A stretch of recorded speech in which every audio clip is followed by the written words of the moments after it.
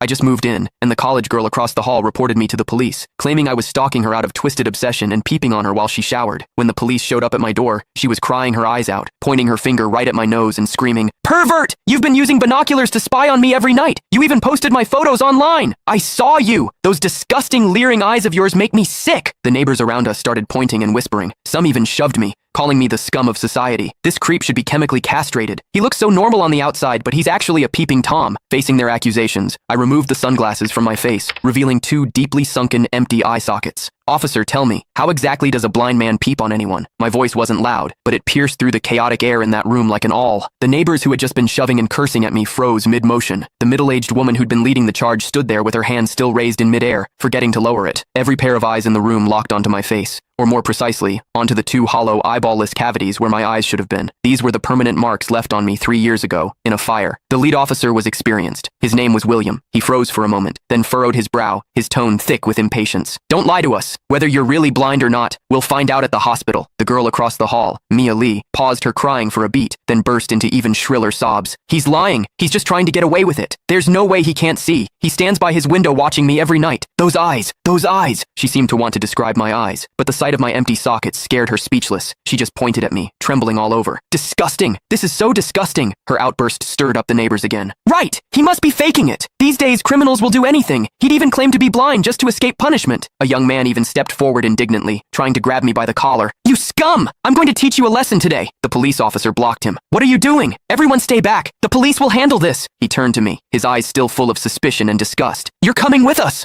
I didn't resist. I calmly held out both hands. Cold metal touched my wrists. Two younger officers flanked me on either side and led me toward the elevator. Behind me, Mia's crying mixed with the neighbors' curses into a chaotic din. "Scum of society! Get out of our community! Hope you rot in prison!" I could see the righteous expressions on their faces. I could also hear the pleasure in their voices as they trampled me into the mud. I stepped into the elevator. The metal doors slowly closed, cutting off the noise from outside. One of the younger officers, probably new to the job, couldn't help but ask me quietly, Are you really blind?" I tugged at the corner of my mouth but didn't answer. The other officer patted his shoulder, signaling him to keep quiet. But I knew that in their minds, the scales had already tipped completely in favor of that tearful young girl. After all, it was a young, pretty, pitiful college student on one side, and on the other, a suspicious man living alone, wearing sunglasses. In their eyes, it was crystal clear who was the victim and who was the perpetrator. What they didn't know was this: sometimes, what the eyes see is the biggest lie of all. And I, a blind man, had seen something that none of them had. For instance, when Mia accused me, her heartbeat was steady, without a single ripple of genuine emotion. The interrogation room at the police station was harshly lit by fluorescent lights, and the air smelled faintly of mildew. I sat on a cold metal chair. Click the link in my bio to get the full story for free.